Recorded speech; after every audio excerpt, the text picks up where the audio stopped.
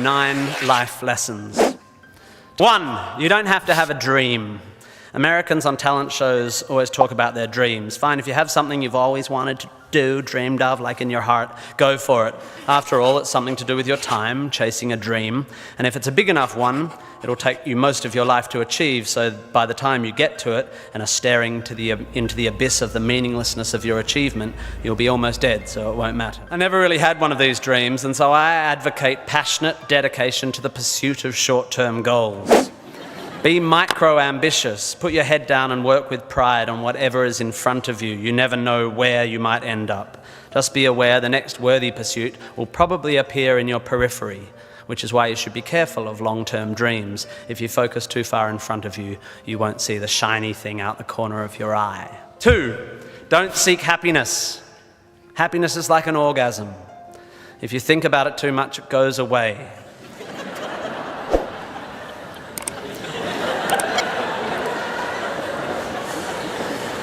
Keep busy and aim to make someone else happy, and you might find you get some as a side effect. We didn't evolve to be constantly content.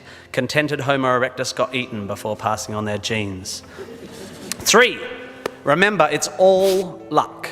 You are lucky to be here. You are incalculably lucky to be born. Understanding that you can't truly take credit for your successes, nor truly blame others for their failures, will humble you and make you more compassionate.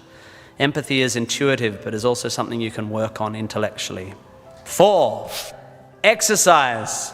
I'm sorry, you pasty, pale, smoking philosophy grads, arching your eyebrows into a Cartesian curve as you watch the human movement mob winding their way through the miniature traffic cones of their existence. You are wrong and they are right. Well, you're half right. You think, therefore you are, but also you jog, therefore you sleep, therefore you're not overwhelmed by existential angst. You can't be can't, and you don't want to be. Play a sport, do yoga, pump iron, run, whatever, but take care of your body. You're going to need it. Most of you mob are going to live to nearly 100, and even the poorest of you will achieve a level of wealth that most humans throughout history could not have dreamed of. And this long, luxurious life ahead of you is going to make you depressed. 5, be hard on your opinions. A famous bon mot asserts that opinions are like arseholes, and that everyone has one. There is great wisdom in this, but I would add that opinions differ significantly from arseholes, and that yours should be constantly and thoroughly examined.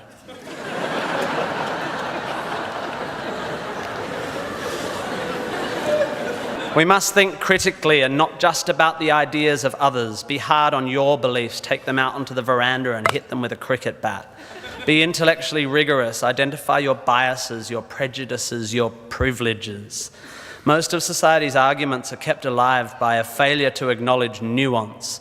We tend to generate false dichotomies and then try to argue one point using 2 entirely different sets of assumptions, like 2 tennis players trying to win a match by hitting beautifully executed shots from either end of separate tennis courts. 6, be a teacher. Please, please, please be a teacher. Teachers are the most admirable and important people in the world. You don't have to do it forever, but if you're in doubt about what to do, be an amazing teacher. Even if you're not a teacher, be a teacher.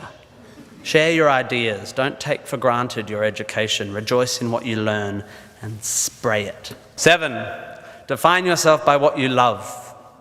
I found myself doing this thing a bit recently where if someone asks me what sort of music I like, I say, well, I don't listen to the radio because pop song lyrics annoy me. Or if someone asks me what food I like, I say, I think truffle oil is overused and slightly obnoxious.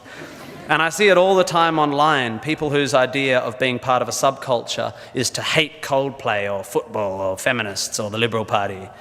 We have a tendency to define ourselves in opposition to stuff. As a comedian, I make my living out of it. But try to also express your passion for things you love. Be demonstrative and generous in your praise of those you admire. Send thank you cards and give standing ovations. Be pro stuff, not just anti stuff. 8, respect people with less power than you. I have in the past made important decisions about people I work with, agents and producers, big decisions based largely on how they treat the wait staff in the restaurants we're having the meeting in. I don't care if you're the most powerful cat in the room. I will judge you on how you treat the least powerful. So there. 9, finally, don't rush. You don't need to already know what you're going to do with the rest of your life. You will soon be dead. Life will sometimes seem long and tough, and God, it's tiring. And you will sometimes be happy and sometimes sad, and then you'll be old, and then you'll be dead. There is only one sensible thing to do with this empty existence, and that is fill it. Not fill it, fill it. Life is best filled by learning as much as you can about as much as you can, taking pride in whatever you're doing, having compassion, sharing ideas, running, being enthusiastic. And then there's love and travel and wine and sex and art and kids and giving and mountain climbing, but you know all that stuff already.